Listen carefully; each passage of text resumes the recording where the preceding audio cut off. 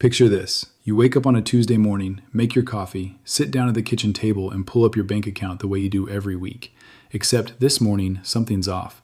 The number on the screen isn't right. You look again, you refresh, and your stomach drops. Because sitting there, staring back at you, is the unmistakable proof that someone got in. Not through some high-tech Hollywood heist, not through a backroom hacking operation. They got in because of something you did, something that felt completely normal at the time. Something you've probably done dozens of times without a second thought. That is not a hypothetical. That is Tuesday morning for thousands of American retirees every single week. And in 2025, the FBI came out with numbers so alarming that major news outlets ran them as front-page stories.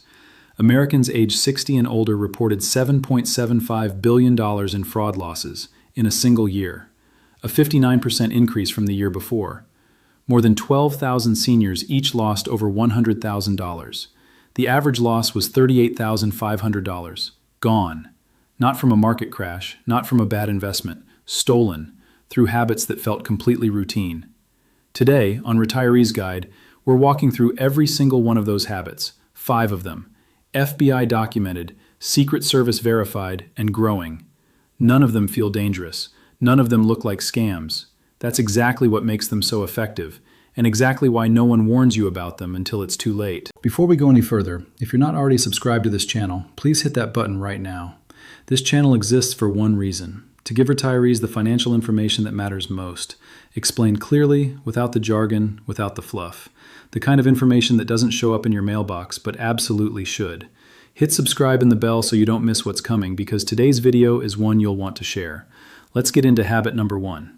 The first habit is something most Americans do without thinking twice, every time they visit an ATM or swipe their card at a grocery store checkout. They insert their card and let it sit there, fully trusting that the machine they're using is exactly what it appears to be. Here's the problem. In 2025, the U.S. Secret Service conducted 22 separate operations across cities all over the country: Los Angeles, New York City, Washington, D.C., Atlanta, Miami, San Antonio, Boston, Pittsburgh, Orlando, and more. Their agents visited over 9,000 businesses and inspected nearly 60,000 point-of-sale terminals, gas pumps, and ATMs. And in the process, they removed 411 illegal skimming devices. 411 in a single year. The Secret Service estimates those removals prevented over $428 million in potential fraud losses. Now think about that number carefully. That's over $400 million in losses that were stopped because law enforcement happened to find those devices in time. How many more went undetected? How many are sitting inside ATM card slots right now, at this very moment, in machines you've used before? Here's what a skimmer actually is. It's a device, sometimes paper-thin, sometimes impossibly small, that criminals install directly inside the card slot of an ATM or point-of-sale terminal. When you slide your card in, the skimmer reads and captures every piece of data on your card's magnetic strip: your full card number, your expiration date, the same information that's on the front of your card, but now copied electronically to be used, sold, or cloned before you even get home from the grocery store. And then there are shimmers. Shimmers are the next generation of skimming technology, and they're even harder to spot. Where a traditional skimmer sits over the card slot and might, if you really know what you're looking for, feel slightly loose or look slightly off, a shimmer is a thin piece of metal inserted deep inside the card reader itself.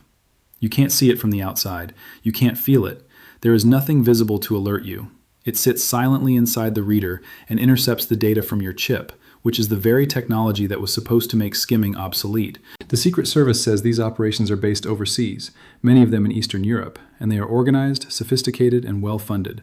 They're not teenagers with homemade gadgets. They're criminal enterprises that manufacture these devices at scale, ship them into the country, and install them in high-traffic locations specifically chosen for maximum card volume.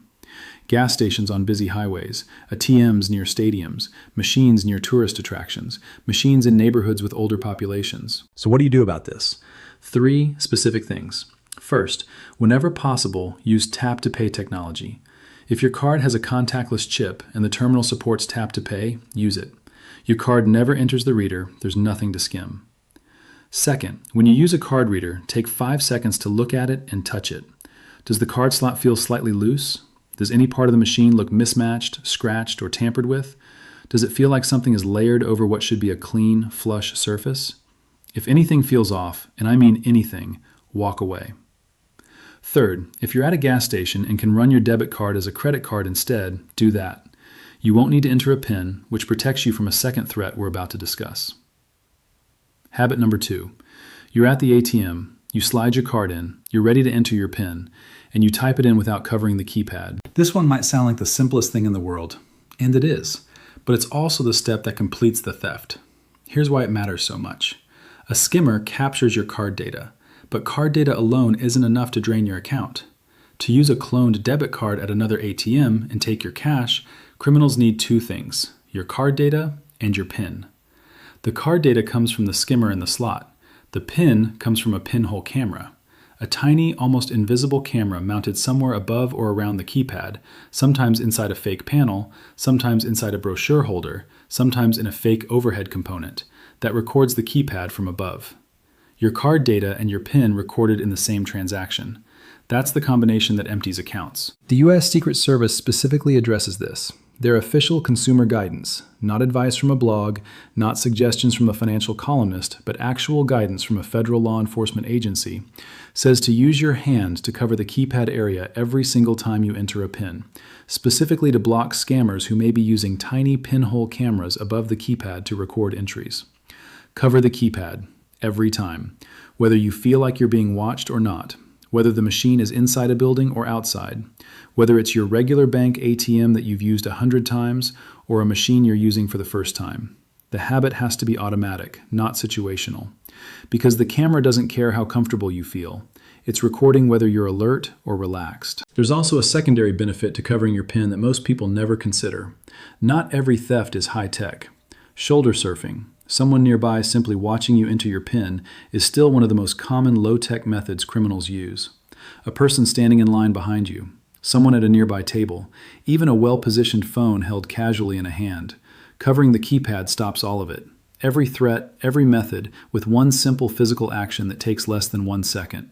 Habit number 3 is the one that surprises people the most when they first hear it, because it doesn't happen at an ATM. It doesn't happen at a gas pump. It happens inside a bank branch, during normal business hours, in a place that should feel like the safest financial environment in the world.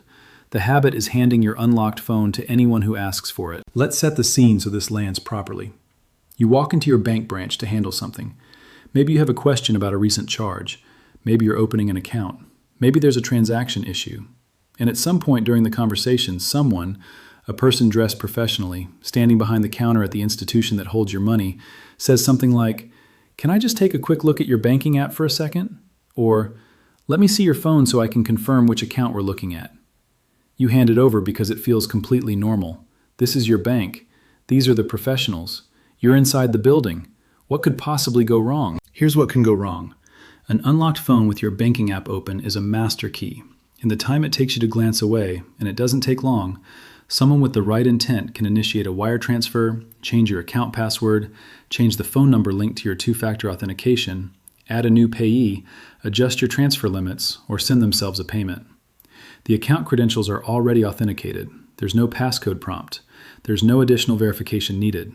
The phone is open, the app is running, and your money is accessible. The FBI classified impersonation scams, which include bank employee impersonation, under tech support and business impersonation fraud. In 2025, this entire category accounted for $2.1 billion in reported losses. The reason this category is so costly is that it happens in the moment of trust, when you are most relaxed, when you feel most cooperative, when you feel like helping someone who is helping you. And the uncomfortable truth here is that you don't actually know who you're dealing with. A legitimate bank employee has no business reason to hold your phone. None. If there is anything on your phone that the bank needs to see, a transaction screenshot, a confirmation number, an account identifier, you can hold the phone and show them. You never need to hand it over. Not to a teller, not to a manager, not to someone who says they're from the bank's tech department, and absolutely not to someone who approached you outside the branch claiming to work there. This rule extends beyond bank branches. Anyone who approaches you in a public space and needs to see your phone, to verify something, to help you with a problem, to resolve an issue, should never receive your unlocked device. Show them what they need to see, hold the phone, you stay in control. The added danger today is that this scam has also gone remote.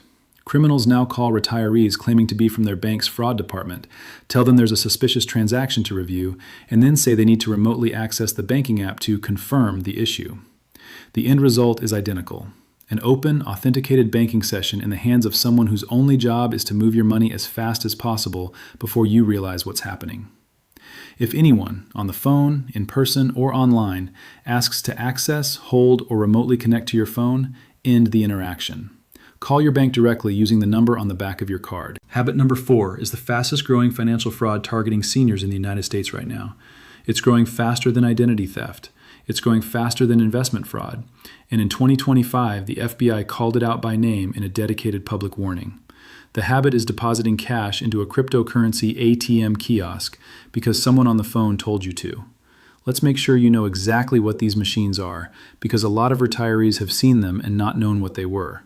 Cryptocurrency kiosks, sometimes called Bitcoin ATMs or crypto ATMs, are physical machines that look like standard ATMs.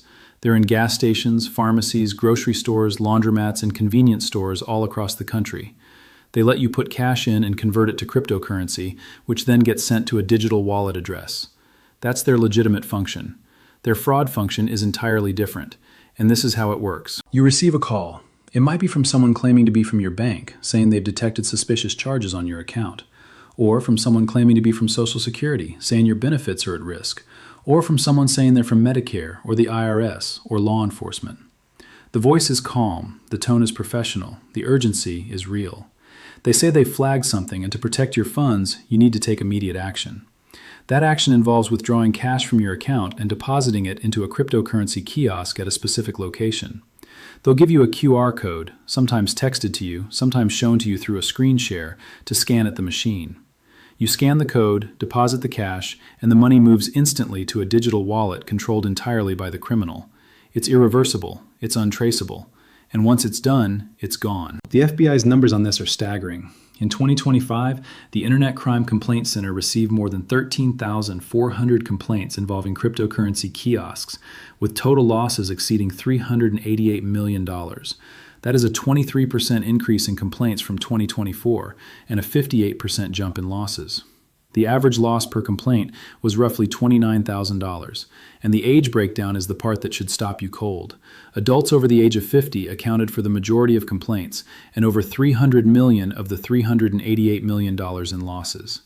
More than 3/4 of the total money lost. These criminals are not randomly targeting people.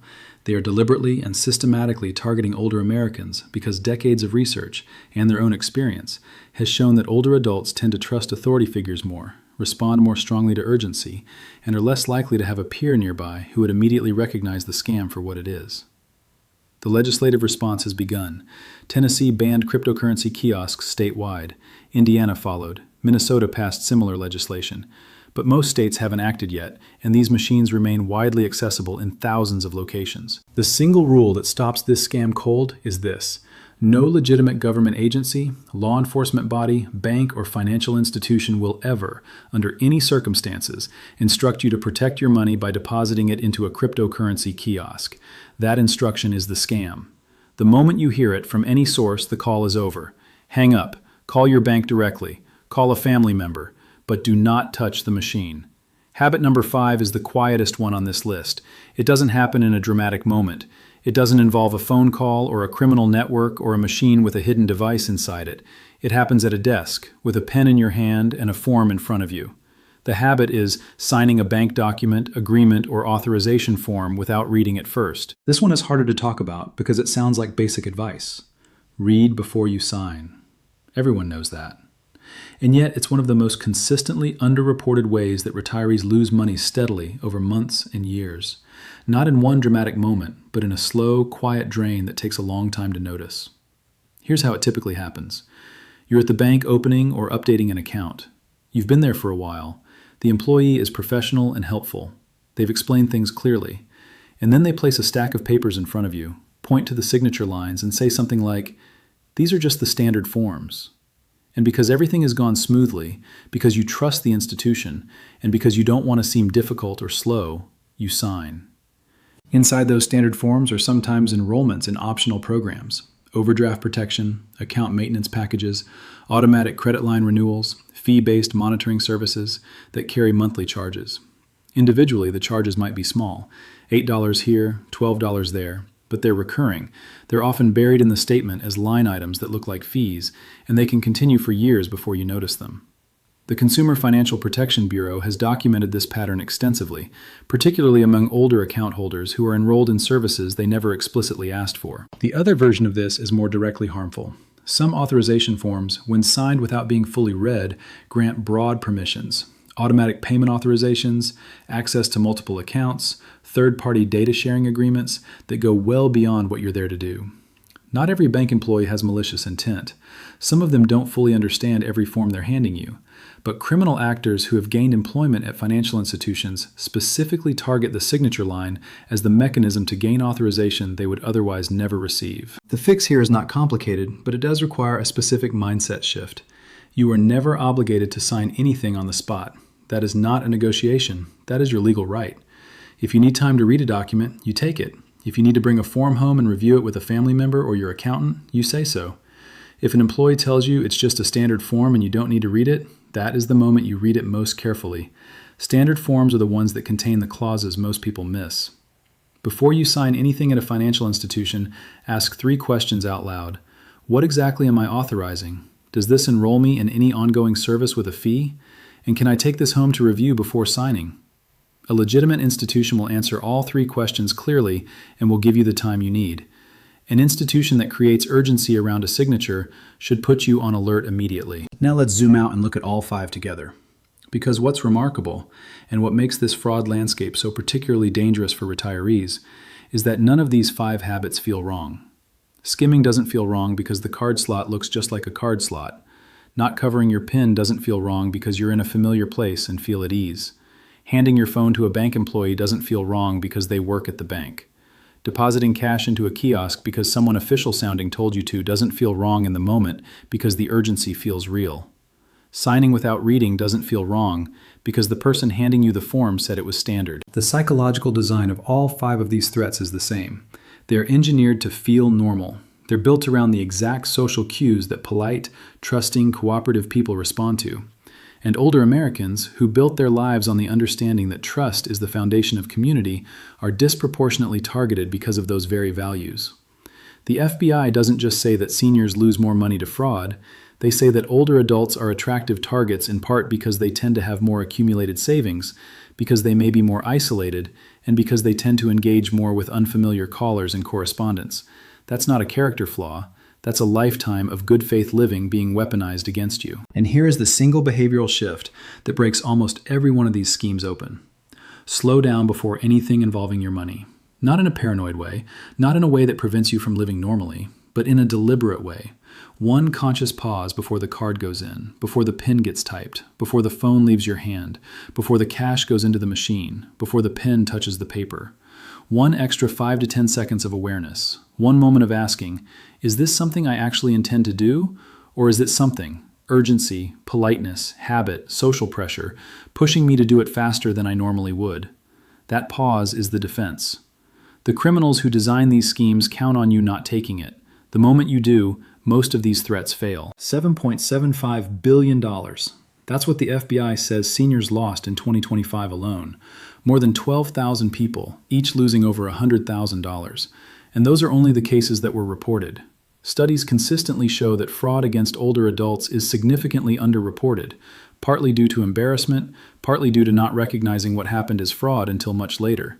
The true number is almost certainly higher. This is not a small problem. This is not an edge case. This is the dominant financial threat facing retirees in America in 2026. It's bigger than market volatility right now. It's bigger than inflation. And unlike those forces, this one is entirely stoppable with awareness and a small set of deliberate habits that cost you nothing except a few extra seconds of attention. The 5 habits we talked about today: trusting every card reader without checking, entering your PIN without covering the keypad, handing your unlocked phone to anyone who asks, depositing cash into a crypto kiosk because a voice on the phone told you to, and signing documents without reading them, are costing American seniors billions of dollars every year. And none of them are talked about enough, because none of them look like crime until after the money is gone. Now you know. And the people in your life, your friends, your neighbors, your family members who are retired or getting close to it, they need to know too. Because there is no government letter coming to inform them. There is no official notification that these threats exist. There is no automatic alert. The only way this information spreads is person to person, conversation to conversation, shared video to shared video. Here's what I want you to do right now before you close this video. Think of one person in your life, one person who needs to watch this. Maybe it's a parent who still uses ATMs regularly. Maybe it's a friend who got a suspicious phone call recently and didn't know what to make of it. Maybe it's a neighbor who is trusting to a fault and would genuinely benefit from knowing about crypto kiosk scams before someone targets them. Send them this video. Text it, email it, post it to their Facebook page, whatever works. You don't need to add a long explanation. Just say, "Watch this, it's important." That one share could be the reason they don't become a statistic. And if you found this video useful, I want to hear from you in the comments. Tell me which of these 5 habits surprised you most, or tell me if you've personally experienced any of them, or know someone who has. I read every comment on this channel, and your stories genuinely help shape what topics we dig into next. The Retirees Guide community is built on people looking out for each other, and every comment you leave is part of that. The money you worked your entire life for deserves to stay with you. Stay aware, stay protected. We'll see you in the next one.